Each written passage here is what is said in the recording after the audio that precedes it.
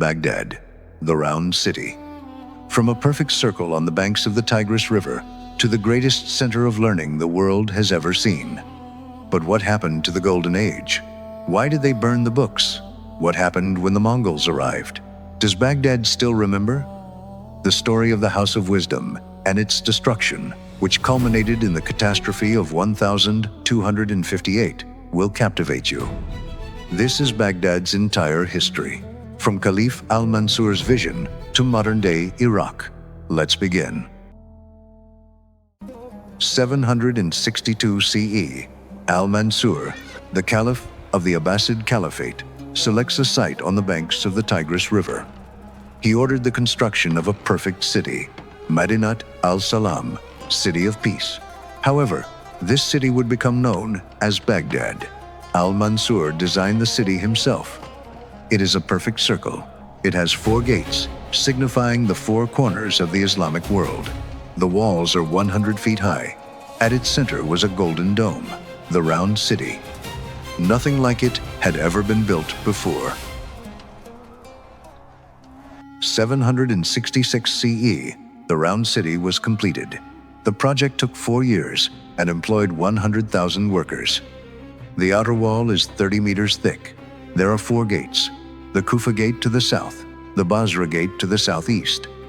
The Khorasan gate faces northeast, and the Damascus gate faces northwest. Each gate opens onto an important city. In the center stand Al-Mansur's palace and the Great Mosque, adorned with a golden dome. The city is geometrically perfect. It is a work of art made of stone and brick. This is the capital of the Islamic world. 786 CE, Harun al-Rashid becomes Caliph. His reign marks the golden age of Baghdad. The empire stretches from Morocco to Central Asia. Trade on the Silk Road flows through Baghdad. Gold, silk and spices were traded, as were scholars and poets. The city is unimaginably wealthy. Harun's palace inspired the tales of the 1001 Nights, featuring Scheherazade, Aladdin, and Sinbad. These stories come from this period. Baghdad was the richest and most cultured city in the world. 830 CE, Caliph Al-Mamun establishes the House of Wisdom, Beit al-Hikmah. This institution serves as a library, an academy, and a translation center. Scholars from all over the world came here: Muslims, Christians, Jews, Persians, and Greeks. Here, they translate ancient texts by Aristotle, Plato, Euclid, Ptolemy, and others from Greek and Sanskrit into Arabic. In doing so, they preserved knowledge that would otherwise have been lost. The House of Wisdom became the greatest center of learning since the Library of Alexandria.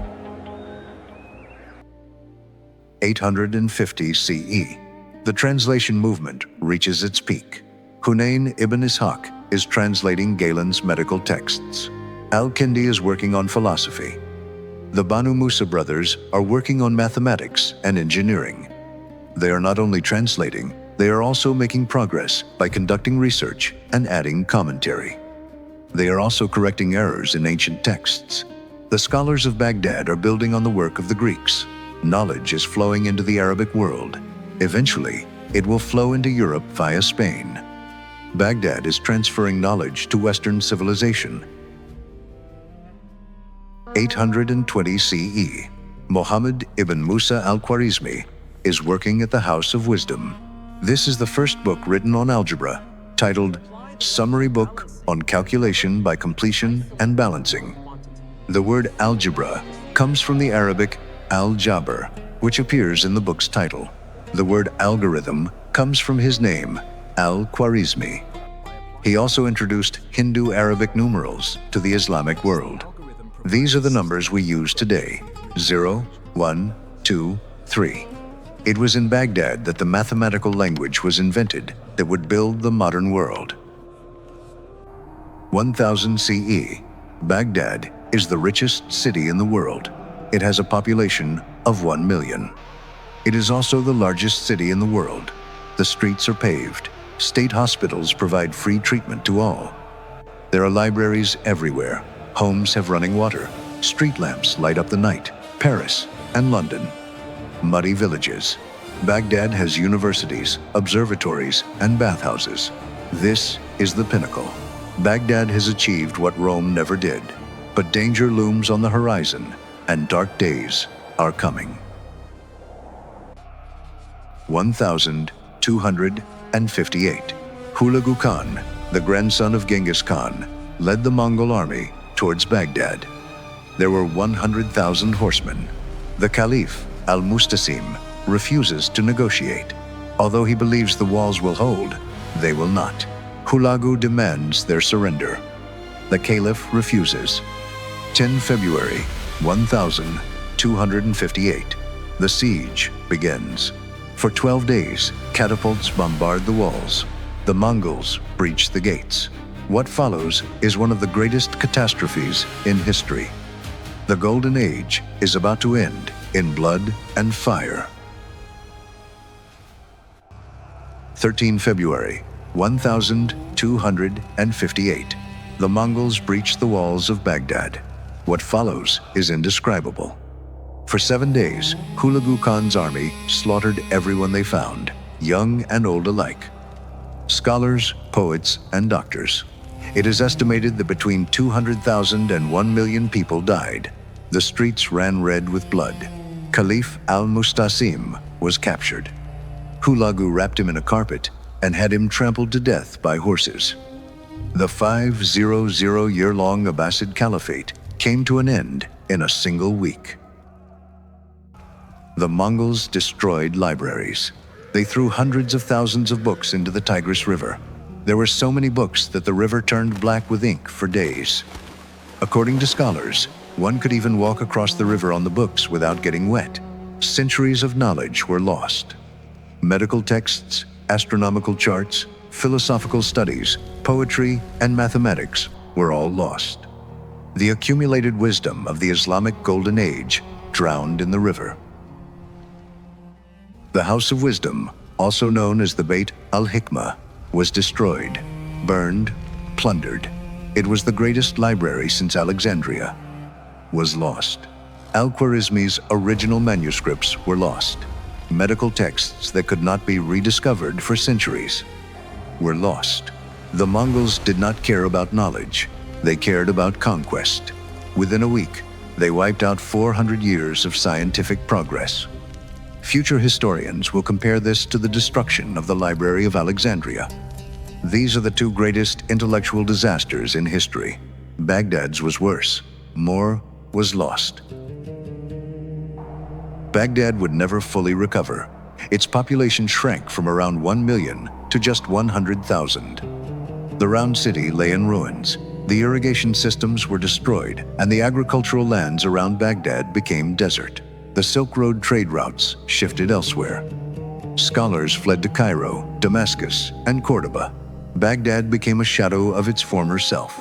It is still a city, but the Golden Age is over. Age is over. The light has gone out. For the next 700 years, the city will struggle to survive. 1401. Just as Baghdad was beginning to recover from the previous catastrophe, another struck. Timur, also known as Tamerlane, the Turkic Mongol conqueror, sacked the city.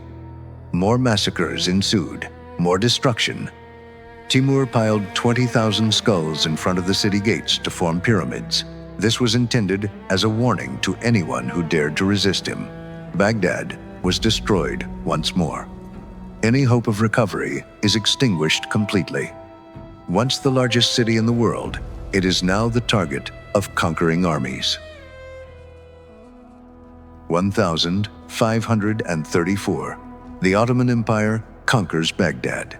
Sultan Suleiman the Magnificent captures the city from the Persians. Baghdad then became the capital of an Ottoman province. Although it is now stable, it is no longer important. The heart of the Ottoman Empire remains Istanbul. Baghdad is just another city in the vast empire. The round city has disappeared, replaced by a large Ottoman town. Its glorious days are now just a distant memory. Baghdad survives, but does not flourish. The 1700s. Ottoman Baghdad, a remote corner, perhaps 150,000 inhabitants. The city is a shadow of its former self. Travelers who visit describe ruins and poverty. The House of Wisdom has long since disappeared, leaving no trace behind. The irrigation canals are broken. Swamps now surround the city. Malaria is widespread. This is all that remains of the city that invented algebra. The world's greatest city has now been forgotten. 11 March 1917. British troops enter Baghdad. It is the height of World War I, and the Ottoman Empire is collapsing. General Maud promised freedom and autonomy. The Ottomans were retreating. The 383-year Ottoman rule was coming to an end. Baghdad is now under British occupation. The British call it a mandate. The local population does not want the British. They want independence. However, the British now have oil interests in the region. There is oil in Iraq. Baghdad's fate will be decided not in Baghdad, but in London. The modern era has begun. 1920. The League of Nations grants Britain a mandate over Iraq. This was colonialism by another name. The British drew borders by merging 3 Ottoman provinces, Baghdad, Basra, and Mosul. Different ethnic groups, including Sunnis, Shiites, and Kurds, were forcibly brought together to form a single country. The Iraqis revolt. This is the 1920 revolution. 10,000 Iraqis died. The British suppressed the uprising with air power and poison gas. Winston Churchill gave the order. Britain puts Faisal, a king who has never lived in Iraq, on the throne. This is how modern Iraq began. In 1932, Iraq gained its independence. Although the British officially withdrew, they retained their military bases and continued to control the oil. Although King Faisal was in power, Britain held the reins. This was independence in name only. The monarchy was unpopular. Most Iraqis saw the king as a British puppet. Oil wealth flows to London, not Baghdad. Iraq is independent on paper. In reality, Britain still controls everything that matters. 14 July 1958. Iraqi officers stage a coup. They stormed the royal palace. King Faisal II, his family, and the prime minister were executed. The monarchy is overthrown, and Iraq becomes a republic. General Qasim seizes power. Crowds celebrate in the streets of Baghdad. Although they believe they have finally achieved independence, the next 60 years are marked by chaos. There were coups, wars, and dictatorships. 16 July 1979. Saddam Hussein seizes power. Previously vice president, he is now president. What was his first act? A purge. He convenes a meeting of the Ba'ath Party. He reads out a list of traitors. 68 officials are taken out one by one and executed. The survivors are forced to watch. The event is filmed. Saddam is sending a message: betray me and you will die. For the next 24 years, he rules Iraq with absolute ruthlessness. Baghdad becomes the capital of a police state. 22. September 1980. Saddam invades Iran. He thinks it will be over quickly, but it isn't. The Iran-Iraq War lasts 8 years. It's as if the First World War is being relived, with trench warfare, chemical weapons, and human wave attacks. Iraq uses poison gas. Iran sends children to clear minefields. 1 million people died. Baghdad is bombed repeatedly. The economy collapses. Iraq becomes heavily indebted. When the war finally ended in 1988, nothing had changed. No territory has been gained. There have only been thousands upon thousands of deaths in both countries. It was a senseless catastrophe. 17 January 1991. Operation Desert Storm begins. US and coalition forces bombed Baghdad. Saddam had invaded Kuwait. Now, the world was punishing him. Bombs rained down for 43 days. Cruise missiles struck government buildings. The city was lit up every night by explosions. CNN broadcasted live, and the world watched Baghdad burn in real time. The Iraqi army was defeated within 100 hours, but Saddam survives, and the sanctions began. For the next 12 years, while Saddam remains in power, Iraqi children will go hungry. 20 March 2003, the US invades Iraq. Shock and awe begins with massive bombing. By 9 April, American troops are in Baghdad. Saddam's regime collapses. Crowds topple his statue in Firdos Square. Then came chaos. Looting ensues. Thousands of priceless artifacts are stolen from the National Museum. Priceless artifacts were stolen. Hospitals were ransacked. Government buildings were burned down. No one is in charge. The US has disbanded the Iraqi army, leaving 400,000 armed men without jobs and feeling angry. Insurgency begins. Sectarian violence erupts. Baghdad becomes a war zone. 2026. Baghdad. 7 million people. The city has survived everything.